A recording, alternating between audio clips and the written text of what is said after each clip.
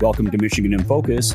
I'm Bruce Walker, Great Lakes Regional Editor for the Center Square, and I'm speaking with the Center Square's Michigan reporter, Scott McClellan, who has been following the Gotion story along with myself for the past couple of months since this deal was announced last October. Scott, why don't you give us a little bit of background about what happened in October and what's happening now?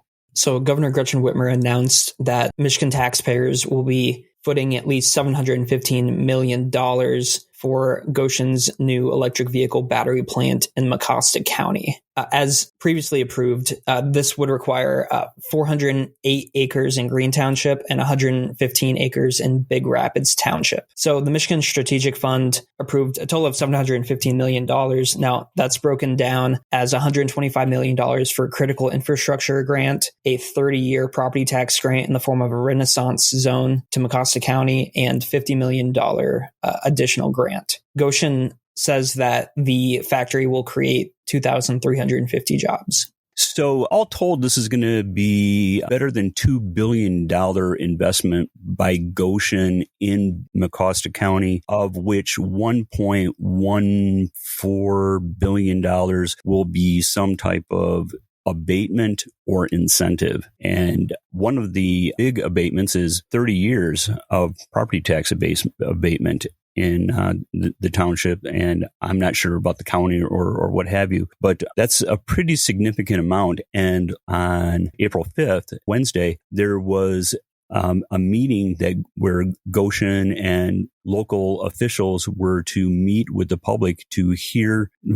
allow them to voice their concerns. It would have been a town hall. Apparently, there's been so much pushback from the public on this, they moved this to an online only. And I think you and I discussed this last week, but why don't you give a little bit of background on that, just very briefly? Yeah, there's a lot of people who are opposed to the project. Some are opposed because of the 30-year tax break or just the large amounts of taxpayer funding for the project, and other people are concerned that Gotion is connected to the Chinese Communist Party. And we've covered that last week as well. And I don't want to belabor that point. Although when I was in Big Rapids last night to speak to some of the protesters, many of the signs, many of the people that I talked to, that's what they expressed, that they were very concerned about the CCP, but also that they were somewhat annoyed that no one bothered to ask them, that all of a sudden it was just government officials and Gotion officials who just said, hey, this is it. This is going to happen. And these are the deals that we were cut, and this is how we're going to deal with it.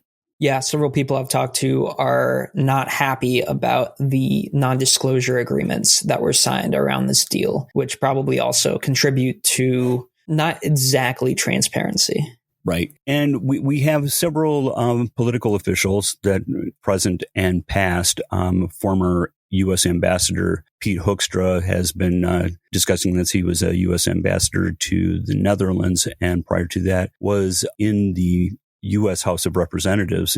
I believe he's from the Grand Rapids area. So he has expressed concerns about this, as well as current Representative John Molinar, who is from Midland. They have asked for a foreign agent review of the individuals who are involved in this project. So it's interesting to watch, and it's ever changing. And for those who are listening who think that perhaps maybe we're being unfair to Gotion, the vice president of manufacturing operations in North America is named Chuck Thalen, and he's more or less heading up the project. And he denies that there's any allegiance that is due to the Chinese Communist Party. He said that this is Gotion North America's operations, and it is not beholden whatsoever to the parent company based out of China. Having said that, there's still the bylaws,